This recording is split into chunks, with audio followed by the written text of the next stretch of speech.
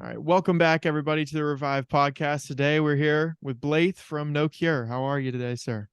Doing great. It's a beautiful snowy day for everyone in Alabama but me, but I'm having a good time I anyway. understand that. I haven't had a lot of snow here in Columbia in quite a while, but I am I'm hoping we get some this year. I love snow. I bet the dogs love it too. They're having a great time. They're just running Awesome. around crazy. Awesome. Well, could you tell me a little bit about yourself and what you do? Well, my name is Blythe. I play in a band called No Cure. I sing, and I live in Alabama. I book shows, like a lot of hardcore metal shows, Okay. and so do a fair bit of work for a bigger promoter who does like that stuff, but also like other genres as well. So like Um, music is my life, I guess. Bestie, I don't know what to tell you. Okay, I feel that. So, have you been booking for quite a while? Yeah, I started booking in like 2016, I think, and I would just book like at this tattoo shop in Huntsville and spin all over the place with it. I love that. Well, I'm going to get into this and I'm going to ask you some deep diving questions. You ready? So All right, so I'm gonna ask you first the classic question: where you met the band and what made you want to start a band with them. sure. I've known Aesop for over a decade now. She always played drums in like a bunch of like punk bands, like D beat punk bands in Okay, Alabama forever. And I'd see her all the time. Her vibe was always just really good. She was always really nice to me and always respected me, even though I was playing much less cool music than that. You know, like cool as far as right. like tastemaker cool.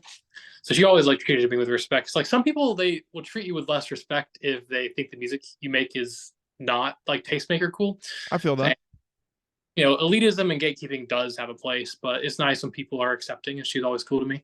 Right. And the end of COVID, I think she was like, "Hey, we should do a band that sounds kind of like Full of Hell, where you sing." Because I always played guitar in bands before No Cure, and that sounded really cool and interesting to me at the time because I didn't have a whole lot going on, and I wanted to have a lot going on, and we did it. It sounds almost nothing like Full of Hell, but I do sing, and it's been quite fun. Since that, we got together, wrote two demos, right, and then we sent it to people that I thought would be good fits based on like my prior touring and like from like Alabama hardcore shit. Right. So we hit Jake. He lives in Nashville, plays bass in Moru. His band Moru toured with my old band a fair bit, and I knew he was a straight edge psychopath. Always loved him, so he's just like a good vibe to have around. So obviously, got to put Jake in the band. Of And course. he was playing drums for my old band at the time, but like I knew that like he was like the guy already because he plays good. Like a lot of people can say things about No Cure's music. You don't have to like it, but you can't say the drummer's bad. The drummer's Right. He's an awesome. animal. Yeah. He's not normal. He's actually a pretty fucked up little guy. And I can then see we that. got together and made For the Stainless Steel in a shed garage type situation in the woods Right. themselves for the most part. And that was really cool. I played half the guitar on it because like I've only been a guitar player. And then once we had those songs, I put an Instagram story up saying, "Yo, who's in the Southeast straight edge and can play guitar?" And Kyle Ray came into my DMs like Legend. of yeah, and like he's been like I should have thought to ask him. Like he's been in metal and hardcore bands in Alabama since like 2004. Like he's a good bit older than the rest of us, but like he is like literally a scene legend in Alabama. He started My Children, My Bride. He played in a just like always in cool bands. Like he's a lifer. He's always been a part of it. Always gave back. Always helped take care of bands. So, like And clear pick. I mean, you guys are so connected. I would have guessed that you guys were all around the same age. Doesn't seem like anyone's got an age gap or anything. No, Dewey is 23, I think, and Oh, Kyle's mid, really? and I'm 27. So we're kind of all over the place. Okay. Well, I respect it. And I mean, you guys are making great music, playing a lot of places. What Been more could rocking. you ask for? Not much, honestly. It's been Yeah. really, really. So I want to ask you what everyone's family members think of the bands. Like it, so much don't like it, all that. I mean, I can't speak for the rest of the band, but because we don't really talk about that too much amongst ourselves, so I don't really want to speak out of turn. Right, right, But right. my parents are glad that the thing I've been pursuing since I was 14 years old seems to be doing a little better than normal. Okay. They can perceive that. Right. I don't think they like the music, but they're not really supposed to. Like my I dad's get supposed that. to listen to Scorpions, like in Blue Oyster Cult. That's what dads listen to. They don't listen to No Cure. Feel that. Some dads are cool, dude. Come on. Some dads do listen to No Cure. I don't mean to alienate the hot dad community that fucks with us. Shout out the hot dads out there. So, have your parents ever been to a show or anything? Yeah, my mom's came to a couple of them. My dad's came to a couple of them. A few of our parents have come to, like Dewey's parents have come a couple times when we were in Texas and New Mexico. Dewey plays in a lot of bands too, right? He's all over the place. I know he was doing vocals last night, right? He 2 nights played. ago. He has with some of his friends back home. They have like a little death metal band called Emaciated, and he sings for that now. He was originally Okay. doing drums. I think he's like, this is too much. Yeah. Vocals are a nice switch though too. Like I bet that felt good after switching from guitar to vocals, drums to vocals. He called me like 20 minutes ago, and we were just talking, like catching up on all the shit we needed to get done. And I was like, so singing, and he said, dude, it's hard. And I was like, yeah, it fucking sucks. Playing an Yeah. instrument is a better quality of life. Right. So I would definitely point out everybody knows you guys for being, the straight edge that you are. So is Sure. that something that is just you guys just happen to be straight edge and turned that into your image, or is that just kind of what you guys have been doing and it turned into your image, if that makes sense? So the goal was to start a straight edge band when we started. Right. Like, I do that from the beginning because I'd always wanted to do one. She'd always wanted to do one. So we only talked to straight edge people to put them in the band. So that was always like the goal. But like we kind of understate it, and I don't really go on stage and say a whole lot about it. I mean, we have a couple songs about it here and there, but it's like not even. It's not like every song is like poison free. It's Right. like I don't even use the word poison yet, which I think is a flex to be on writing now the fourth record, well EP, and have not. Congratulations. Though I might throw it in because it is a very good way to describe that shit. But no, I mean, I'm here and be like a preacher about it. People, can figure it out.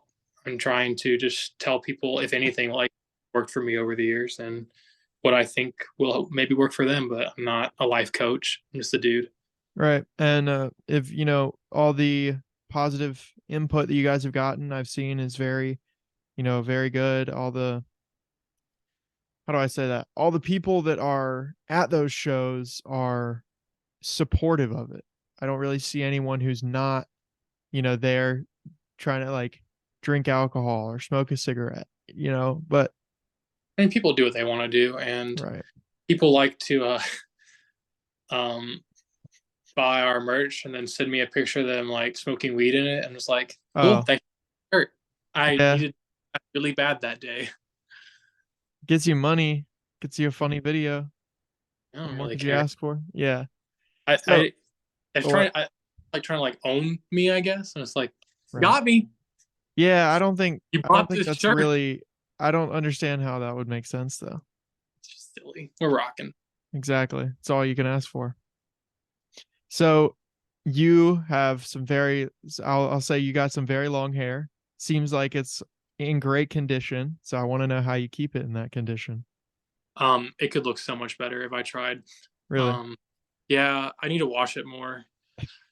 So I'm really fortunate. My mom has lovely, long, very thick hair, and I've gotten some of that. Her hair is inherently a bit better than mine. It'll never quite compare because it's like just beautiful, thick, curly auburn hair.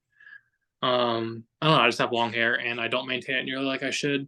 And if I did, it would look a lot better. So I think that's one thing I'm trying to like work on this year is like the self care stuff that goes into that because I barely brush it on tour. I barely wash it. It's just Right. like not really what you're supposed to do to make hair look good. So I'm fortunate it stayed as passable as it has, despite what it could be. Like, I used to take better care of it when I was like, a lot younger, and it looked a lot better. So it's like, well, point A, point B should probably do that. So it's a Right. current thing. Yeah. But yeah, I've had long hair since forever. It's just been part of my internal identity. Okay. And speaking of your identity, You always tell me you're 5'9", but you're not 5'9". Are you gonna tell me how tall you are? I'm a good bit taller than 5'9", but it's fun to tell people 5'9". Okay. So are you gonna say 5'10"? Sure. Okay. That's what we see. The first time I asked you, you told me 5'9". Then I asked you again, and you said 5'10". And then I asked you one more time, you told me 5'11". That hasn't happened yet. No, it hasn't. I haven't gotten there. I'll keep trying. I'll keep trying to get there. All So right. it's pretty safe to say that you guys have become kind of the staple of Birmingham hardcore, which I think you could agree. I will not be saying anything of the sort, but it has been good to be from Birmingham, Okay, Alabama. okay. I understand that. So could you talk me through the process of kind of getting up to that point? How you guys got there, hardships, all that? I mean, there's always scene politics, and there's always like, this person is not happy with you. And it's like, well, sorry, just try to talk shit out. But the real answer is because three of us have been very involved in Alabama hardcore since forever. Like Aesop and I have both been booking shows for forever, like taking care of bands, bringing bands in, speaking about the fact that Alabama is a good place to play. And a lot of No Cure stuff is like around bringing visibility to Alabama. So that definitely helps. Like I think there's a lot of people that seem to get what the vision is for this. Like, I don't know, there was a big band from Alabama years ago that like was like it all Alabama people and they were awesome. And at some point they started not claiming Alabama and I remember being a kid and being like, well, that fucking sucks. So I won't be doing that. So it's definitely a Right. lot. We definitely want to let people know that Alabama is sick and it's not just about what's going on the coasts. Right. And you guys have been playing Furnace Fest played last year, right? Yeah.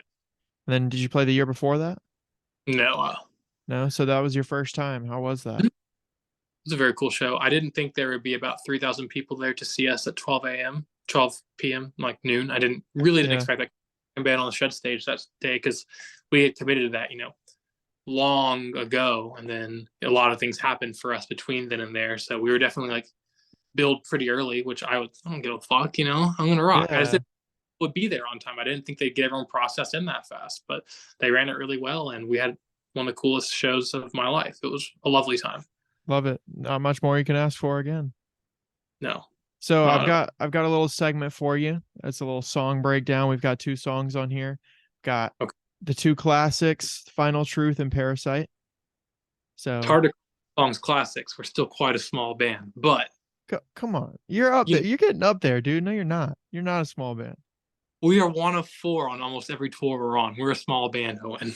Dude, you are headlining. You are We headlining continuously. we book our own headliners. That's Oh, different. okay. Well, I will Carlin still I Carlin will books you headline.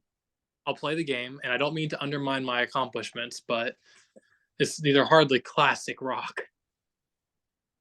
I respect it. All right, which one do you want to do first? We got Parasite and Final Truth.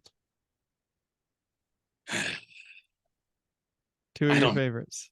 All right, let's go Final Truth first. Okay. So Um, in this song, you say some lyrics that I wrote down that I heard you say were every breath you took something from me, revealed to me in a state of panic. I refuse to be your prey, unable to see the distance from the meaning. Take your final breath. So sure. could you tell me a meaning backstory behind this? Because my first initial thought was that this could be about your wife, but then I No, heard take your final breath, and I thought completely otherwise. she's lovely. Yeah, exactly. Great. Nothing to do with her. I would actually never disparage her publicly. That'd be really embarrassing for the team. Yeah. Um, no, the song is about growing up and realizing in like one particular moment. So one thing I'm like fixated on, or at least that I find interesting to write about, is like a singular moment in time where like everything slows down. You have like a big realization, like something dramatic or traumatic happens, right? It's Right. like just that exact thing and like the very brief aftermath. Like I don't usually tell like full narratives. I mean, that may change as I get better at this or my interests and taste change. But Final Truth is about the one moment when you realize that maybe the people that have raised you uh, don't have your best interests at heart, or they're like propagating and pushing on their traumas to you. Like, say that your parents had a very particularly brutal upbringing, and they aren't able to see that they are pushing that on you because they didn't deal with their shit before having kids. Right. So that's the short of it. There's a Converge reference, like a Converge like lyric reference in the chorus of that song that I'm quite proud of that no one's pointed out. But yeah, other than that, that's pretty much all there is to it. Right. And while I was, looking up some extra stuff, I was looking at your Instagram, which I was not disappointed by. And I noticed you and your wife just had your 1 year marriage anniversary. Congratulations. Appreciate So that. I also noticed that you only follow her on Instagram. And I was Right. talking to some other people and I was like, hey, I noticed Blaythe only follows just his wife. And I was like, does he have like another account? And they were like, no, he only uses his account and the band account. Is there a specific reason for that? That you feel Um, comfortable with sharing? yeah, sure. So it's a stupid answer. I made my Instagram later than a lot of people did, like Okay. mid a lot of people did, because I have an inherent resistance to the current thing, which means that like I'm usually like when something's blowing up, I usually feel a little bit averse to it, which is not always good. So I was a little bit Right. late on the train, by a lot late. So like I was very overwhelmed by it when I made it. So I just followed her and moved on with my day. And then like, you know, and I thought it would be funny to do that. And I've actually been thinking about it lately. It's actually not that good of a bit. And some people seem to make it, they seem to think I'm egocentric because of it, which is not really what I'm about. So I've kind of been thinking maybe I might follow people back soon. I don't know. But also, I don't want to be on Instagram all the goddamn time. But also, not following people and not interacting with posts makes my Instagram worse, which I need it to be good. So it's like kind But of you have shooting the myself. band. I think it looks cleaner following one person. Maybe, but I don't care about that. No. I don't know. Also, like I book shows, so like I need to have good reach. But also, hard posting flyers is brutalized on Instagram right now, which sucks because like that's the best way to get information out. So it's just not a great thing that I have unfortunately committed to doing many years ago. Right. And I also have another question for you. I've had shout out Carlin, but Carlin and some other people at New Brooklyn Tavern have told me that gambling is against straight edge. I need your opinions on that. First of all, Carlin, love that guy. He's wrong. I don't think there's any kind of economic stipulations on being straight edge. I think he's just being a bit of a silly guy. Right. Um, no, there's nothing about gambling, and there's several straight edge people that I know that are quite into going to the casino Right. Yeah. wholesale and making money. So I Right. don't know. And I'm and personally not a gambler because it doesn't appeal to me. I don't understand how people think they can beat the house, but I don't need to understand that if people are I having get fun. that. And you're not doing it, so why need to understand it? I'm just gonna go to bed. I'm sleepy. I understand that. It makes a lot of sense. All right, so I got one more song and that's Parasite. Or do you call it Parasite or you call it Two Shots? Depends on how I'm feeling in the moment. Sounds like a great answer. So in this song, I wrote down lyrics. You say, day after day, you've watched my every move. Year after year, your time is coming and it's coming soon. Like a worm crushed in the dirt, there's an implicit understanding.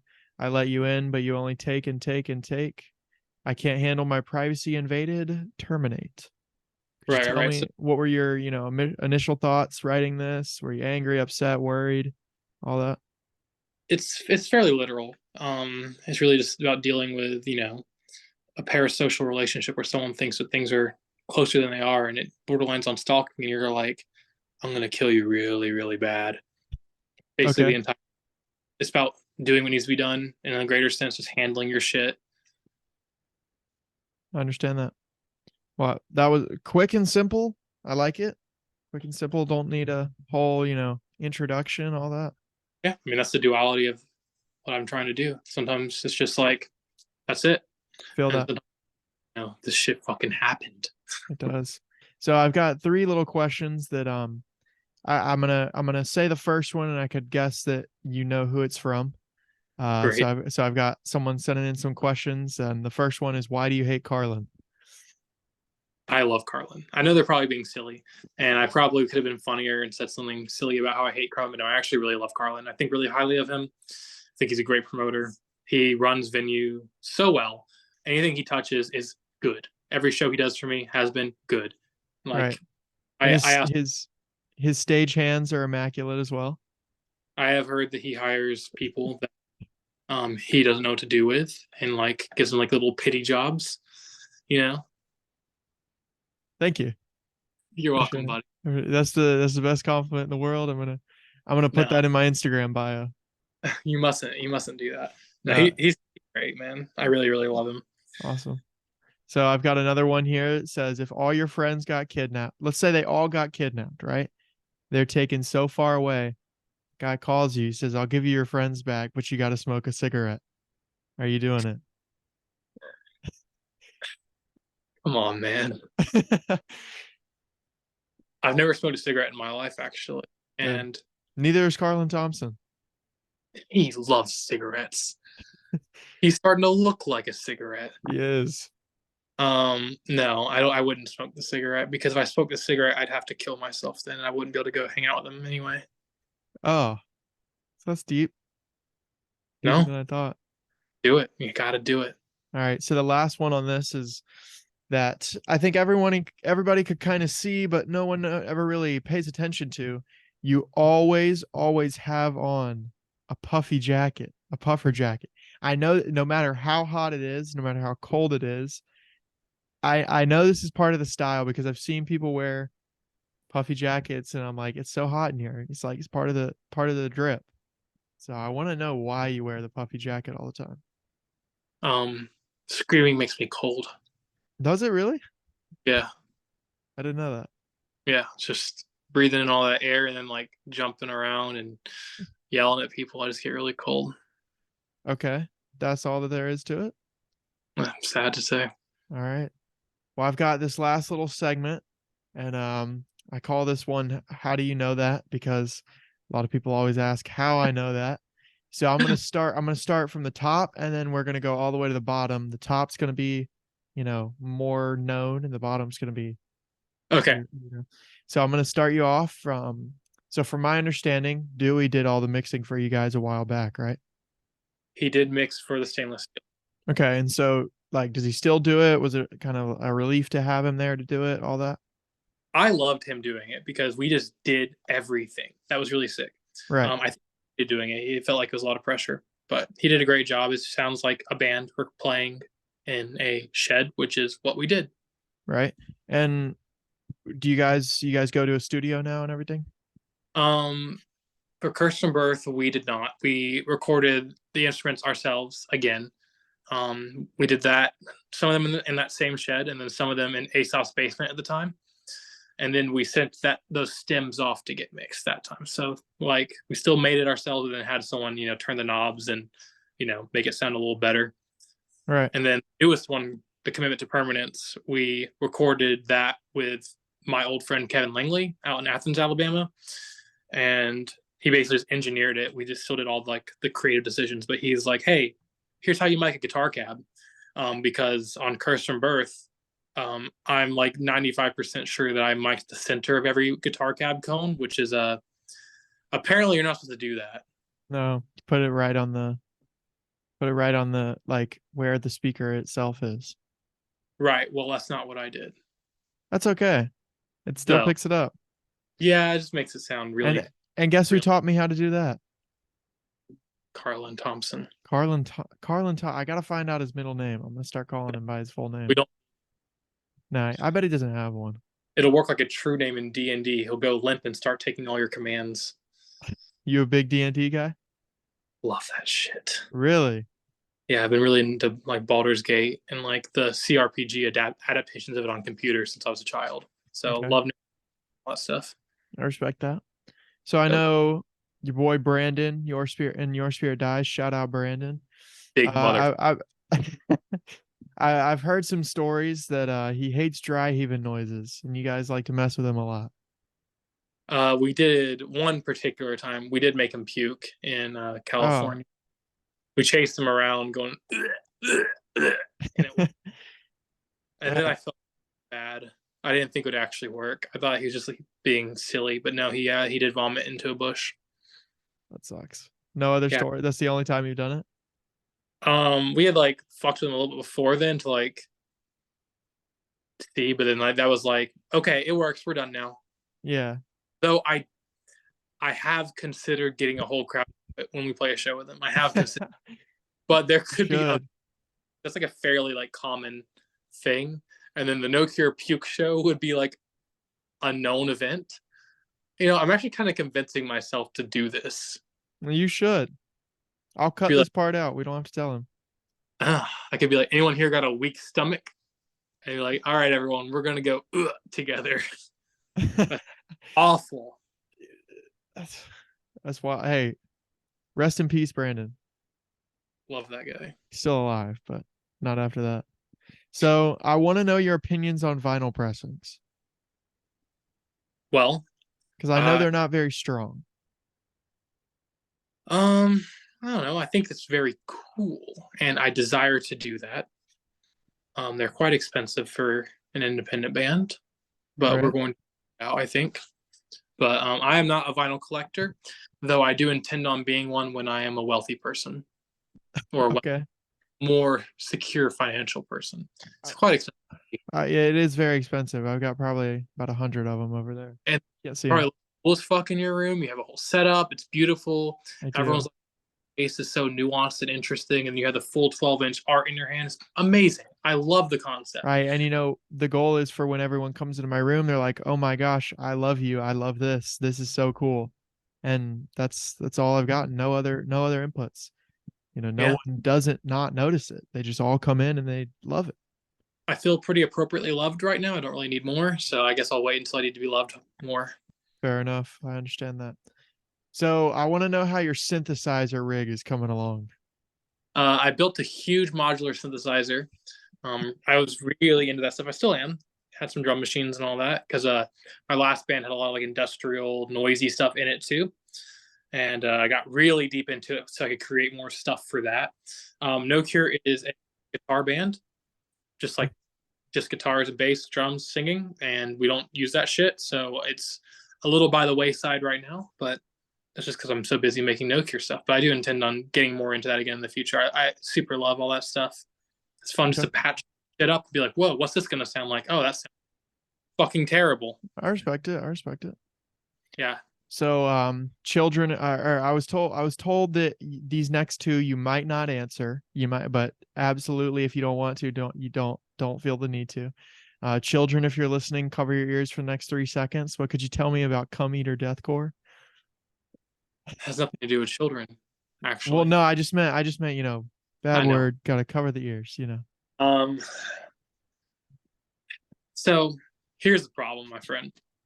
Okay. Deathcore is a dirty word right now, and it's because there's been year upon year of just dog shit music under the deathcore umbrella.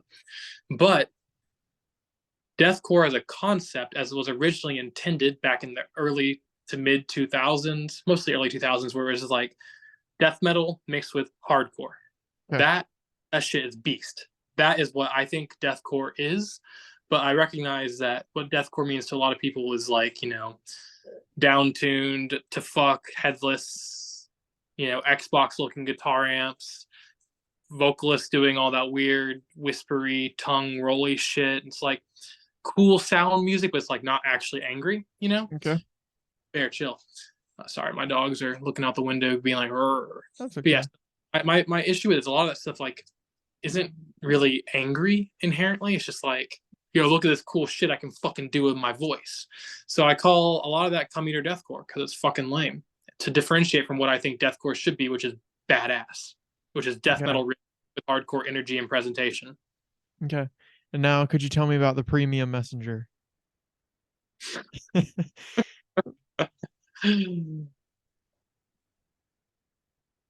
How do I put this into words? All I'm gonna say is sometimes we get a motherfucker. Okay. I got his ass. He's been got. A boy of mine has been had, and we Stirred got the pot. we got him. We really got him that day. Okay. We convinced a friend of ours in a group chat that we were using premium messenger, so he was missing out on features, and really upset about it. Are we gonna And are we gonna name drop or no? No, I love him a lot. I don't want to embarrass him, Okay. but he likes moon pies. Like a lot. I know Like exactly who it is then. really, really likes like really fucks with the moon pie I know concept. exactly who it is. Right. Well, we'll let someone else dig on that when they get home. And we So, will. I've got two more questions for you. yeah, it's gonna be more intense though. I know this is that Okay. crazy. I know. I'm sorry. I'm sorry. So if you had to ask me one question, what would you ask me?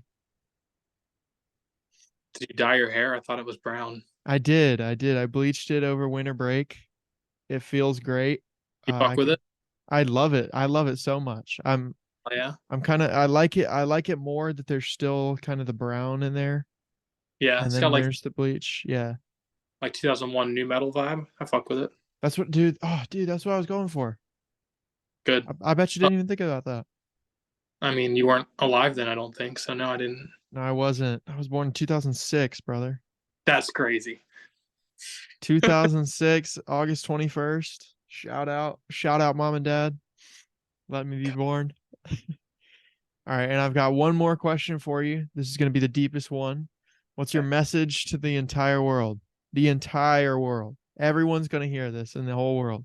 This is going to have like almost 9 billion listens, and everyone's going to Yeah. hear this. First of all, great job on your growth in organic reach, Owen. That's really good. 9 billion's huge. We're to the fucking moon with it. Thank you. Um, my general message, I don't know, go to shows, start bands, just be a part of it. A lot of people will be like, "Hey, how do I grow a band?" It's like, dude, you're looking at it wrong. You just got to go and just be a part of it.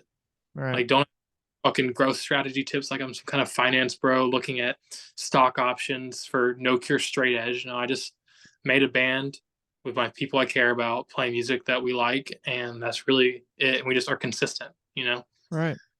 That's it. And you grow your scene by putting on good shows that value people's time. So if you book shows, like fucking make sure things are ran well, and like make sure that like it's worth it for someone to go there instead of stay at home. And yeah, just keep in mind that kind of shit. Do it for the right reasons. No one's gonna really make any money doing this, so you have to really give a fuck if you're still doing it when you're not living with All your right. parents. Like, All right. I love it. Well, I really appreciate you getting on here with me. This of has course, been Blaythe from No Cure. You got any final send-offs or no, this is really well put together, Owen. I appreciate you having me and tracking me down for it.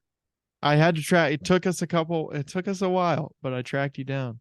Yeah, but you asked me on fucking Christmas Eve or something like. I did? No, I did not. Okay, maybe not you. Someone was We're gonna some fact check this. Christmas Eve. I don't know who it was. I asked you yesterday, December December 16th. Oh no. That's No, I asked you if you were playing Furnace Fest December 16th. Uh that's Eve. December 13th you wanted to do it during that show.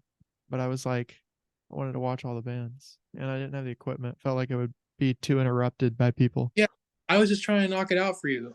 I was trying I to be good. understand that, and I I, appreciate you. but no, this is much better. I'm glad we did it right. That we set up. You got all your lighting on. You got your drum Yeah, set. That helped a I lot. do. So yeah, of I do. Well, hey, I really appreciate you getting on here, and we'll talk soon. course, bud. Thank you so much. You have a great night. Bye.